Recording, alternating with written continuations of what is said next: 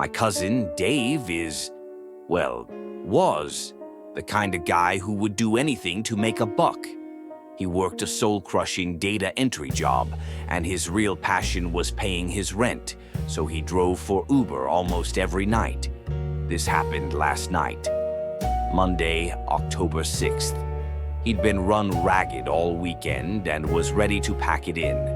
Then, around 10 p.m., he got a lucrative ping for a long-distance trip way out to an acreage near Cochrane.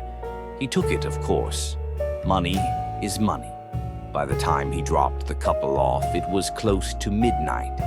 The sky, which had been clear and cold, had developed a sick, yellowish tint. That's when the first snowflakes started to fall. Not the gentle, pretty kind, but big, wet, heavy flakes that seemed to suck the light out of the air. Classic, nasty foothills snow squall. He could have taken the main Trans-Canada highway back to Calgary, but he was trying to save on gas, so he decided to take the old Highway 1A. It's a darker, lonelier road that winds through the ranch lands and reserves. At that time of night, in the sudden blizzard, you might as well be on the moon. The snow was coming down thick and fast now, a hypnotic wall of white in his headlights. The road was a slick of black ice. Dave was hunched over the wheel, his knuckles white when he saw something. A figure, standing on the shoulder just past the turnoff for the Ghost Lake Dam. It was a woman. The image was so wrong, it felt like a dream. She was wearing a simple, thin dress that looked like it could have been white once, but was now just a pale gray against the snow. Her dark hair was plastered to her face. She wasn't waving for help. She was just standing there. Dave's first thought was that it was a prank, or worse, a trap.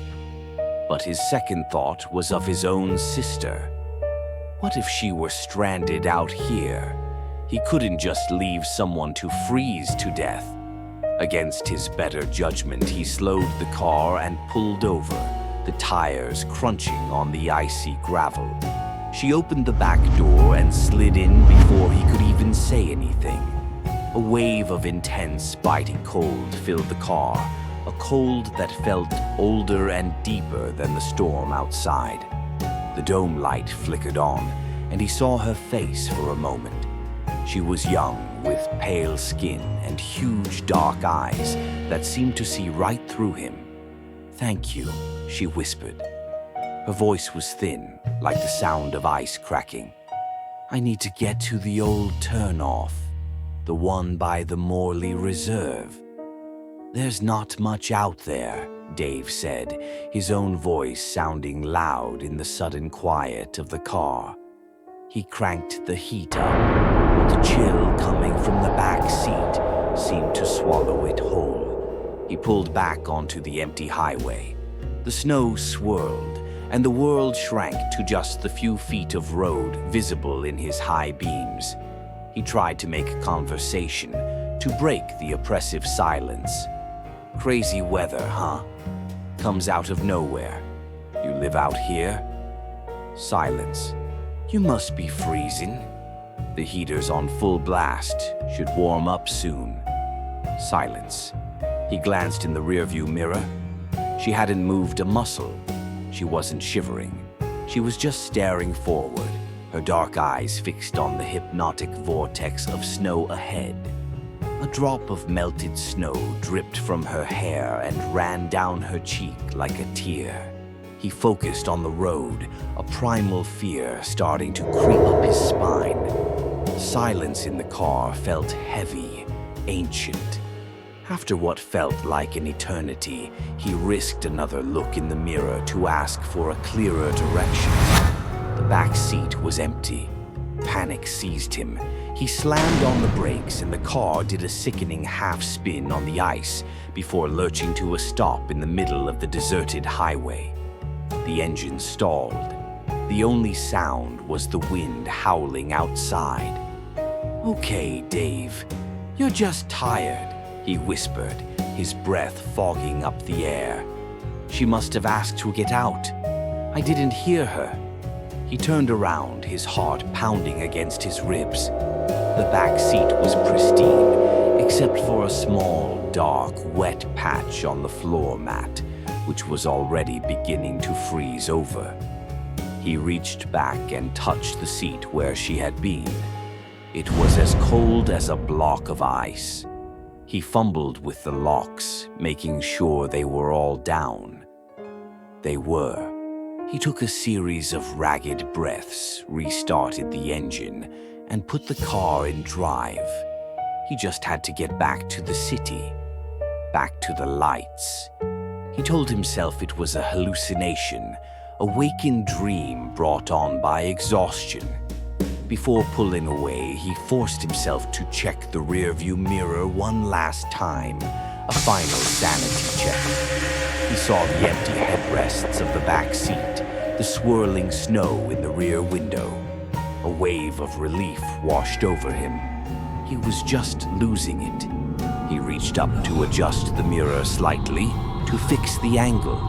As the mirror shifted, his view of the back seat changed. And she was there. Her face filled the entire reflection, a perfect, impossible close-up. It was pressed against the glass from another dimension. Her skin was a translucent, waxy blue. Intricate fans of frost spiderwebbed across her cheeks and her dark, frozen eyelashes. Her lips, black with frostbite, were pulled back from her teeth in a silent, eternal scream of unbearable cold. The scream Dave let out was not silent.